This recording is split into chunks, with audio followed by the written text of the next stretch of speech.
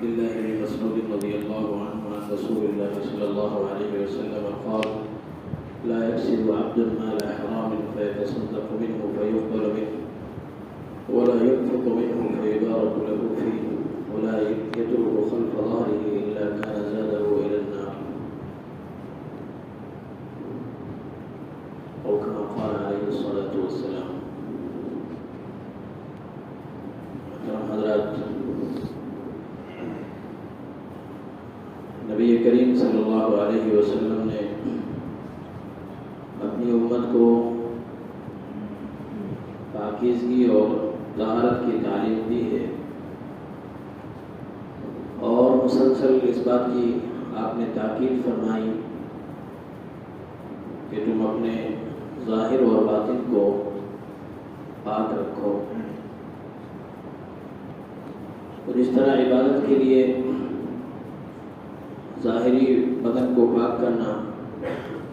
ضروری ہوتا ہے، شرط ہوتا ہے۔ اسی طرح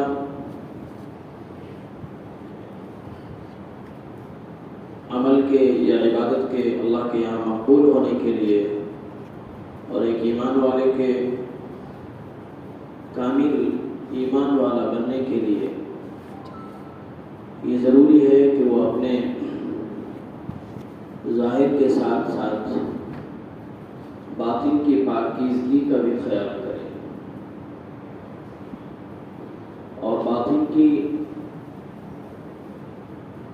پاکیزگی کے لیے جو چیز سب سے زیادہ ضروری ہے وہ ہے آدمی کا حرام غذا سے اپنے آپ کو بچانا۔ کہ اگر آدمی اپنے آپ کو حرام غذا سے بچاتا ہے تو اس کی برکت سے اللہ تبارک و تعالیٰ اس کے باطن کو پاک فرماتے ہیں، اور اس کے اعمال اللہ کے یہاں مقبول ہوتے ہیں، اور اس کے لیے یہ چیز دنیا اور آخرت میں سرخروج کا ذریعہ بنتی ہے۔ اس کے برخلاف اگر آدمی کی غذا حلال نہ ہو تو اس کا نقصان سب سے پہلے یہ ہوتا ہے کہ اس کا باطن ناپاک ہو جاتا ہے، جس کی بنیاد پر آدمی دنیا کے اندر بھی رسوائی کا سامنا کرتا ہے، اور آخرت میں بھی اس کے لیے ہلاکت اور بربادی ہے۔ جو حدیث مبارکہ میں نے آپ حضرات کے سامنے پیش کی، اس میں نبی کریم صلی اللہ علیہ وسلم نے حرام مال کے 3 بڑے اور اہم نقصانات کی طرف توجہ دلائی ہے۔ ان میں سب سے پہلا نقصان جو آپ علیہ الصلوۃ والسلام نے بیان فرمایا وہ یہ کہ لا یکسب عبد المال حرام فیتصدق منه فیقبل منه، کہ جب آدمی حرام مال کماتا ہے اور پھر اس میں سے صدقہ کرتا ہے تو اللہ تبارک و تعالیٰ ایسے صدقے کو قبول نہیں فرماتے، خواہ وہ کتنی بھی مقدار میں صدقہ کرے، کتنا ہی زیادہ سے زیادہ صدقہ کرے، اور کتنے ہی اچھے مصرف میں اس کو خرچ کر دے، لیکن ایسا صدقہ اللہ کے یہاں قبول نہیں ہوتا۔ اسی لیے دوسری حدیث میں نبی کریم صلی اللہ علیہ وسلم نے ارشاد فرمایا: لا تقبل صلاة بغیر طہور، کہ کوئی نماز بغیر وضو کے قبول نہیں ہوتی،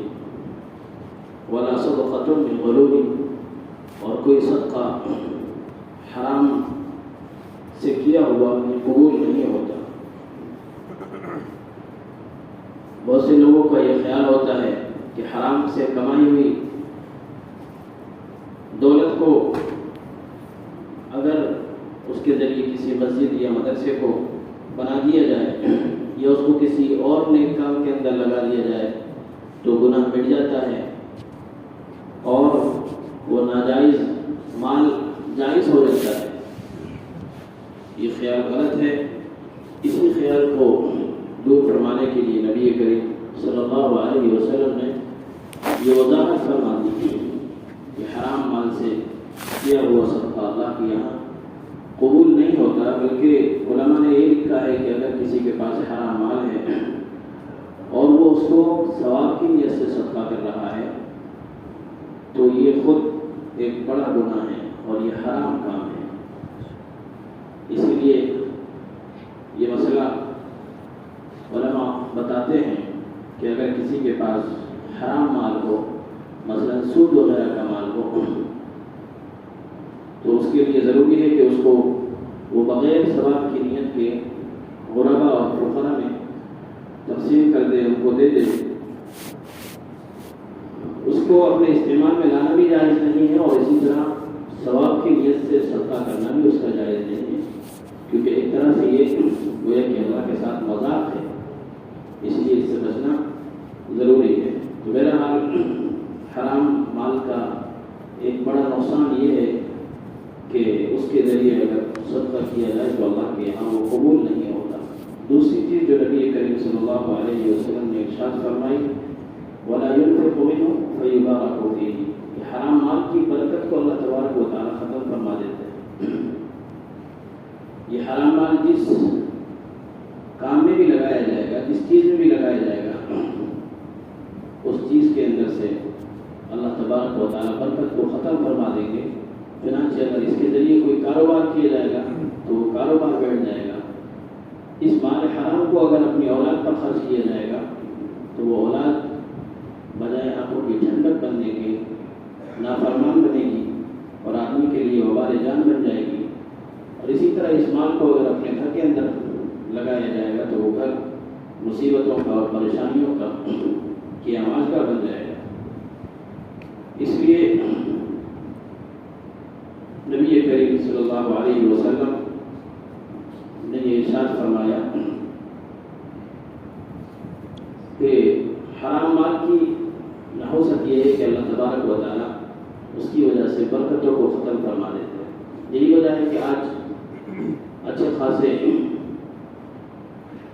آمدنی والے حضرات بھی اور اسی طرح اچھی خاصی تنخواہ والے حضرات بھی تندرستی کا شکار ہیں، اور بارہا یہ سننے میں آتا ہے کہ پیسے آتے ہی ختم ہو جاتے ہیں اور ضروریات آدمی کی جو بھی تو باقی رہ جاتی ہیں۔ یہ سب اسی حرام مال کی نحوست ہے جس کا یہ اثر ہوتا ہے۔ تو برکت کا ختم ہونا جس طرح حرام مال کی وجہ سے ہوتا ہے، اسی طرح اس کے اور بھی اسباب ہیں۔ مثلا ایک سبب اس کا یہ ہے کہ گناہ عام ہو جائیں۔ معاشرے کے اندر اگر گناہوں کی بہتات ہو، کھلم کھلا اللہ کی نافرمانی کی جائے، اللہ کے احکام کو توڑا جائے، تو حدیث میں آتا ہے کہ اللہ تبارک و تعالیٰ ایسے معاشرے سے برکتوں کو اٹھا لیتے ہیں۔ اسی طرح ایک سبب یہ بھی بیان فرمایا گیا کہ دھوکہ دینا، جھوٹ بولنا، اپنے سامان وغیرہ کو فروخت کرنے کے لیے جھوٹی قسمیں کھانا، اس کی وجہ سے بھی اللہ تبارک و تعالیٰ مال کی برکت کو ختم فرما دیتے ہیں۔ اور اسی طرح سب سے بڑا سبب جو برکت کو ختم کرنے کا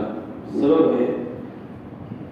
وہ ہے سود، ربا، جس کے بارے میں اللہ تبارک و تعالیٰ نے قرآن کریم میں صاف اعلان فرمایا کہ یمحق اللہ الربا ویربی الصدقات، کہ اللہ تبارک و تعالیٰ سود کو مٹاتا ہے۔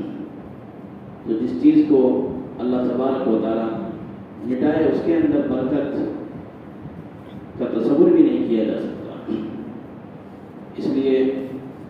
ہم سب کو اس بات کا اہتمام کرنا چاہیے کہ حرام مال سے ہم اپنے آپ کو بھی بچائیں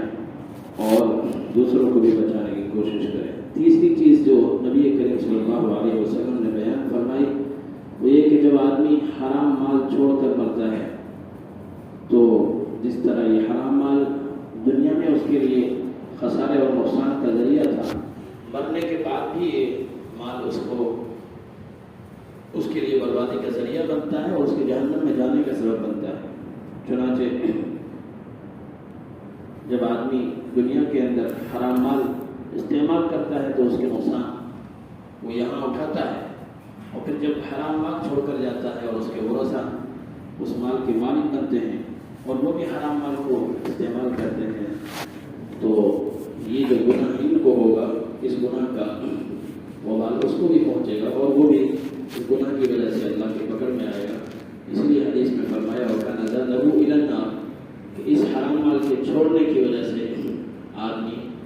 جہنم میں چلا جاتا ہے اور جہنم میں داخل ہو جاتا ہے. اسی لیے حدیث میں ہے کہ نبی کریم صلی اللہ علیہ وسلم نے ارشاد فرمایا کہ وہ گوشت یعنی وہ انسان جس کی پرورش حرام مال سے ہوئی ہو وہ جہنم کا زیادہ مستحق ہے، جہنم اس کے لیے زیادہ بہتر ہے. اس لیے ہم سب کو اس بات کی کوشش کرنی چاہیے کہ ہم اپنے مال کو حلال طریقے پر کمائیں اور اپنے مال کو پاکیزہ بنانے کی کوشش کریں تاکہ دنیا کے اندر بھی اس کے وبال سے ہم سب محفوظ رہیں اور آخرت کے وبال سے بھی ہم سب اس سے محفوظ رہیں. اللہ تبارک و تعالی ہم سب کو اور پوری امت کو حرام مال سے بچنے کی توفیق عطا فرمائے اور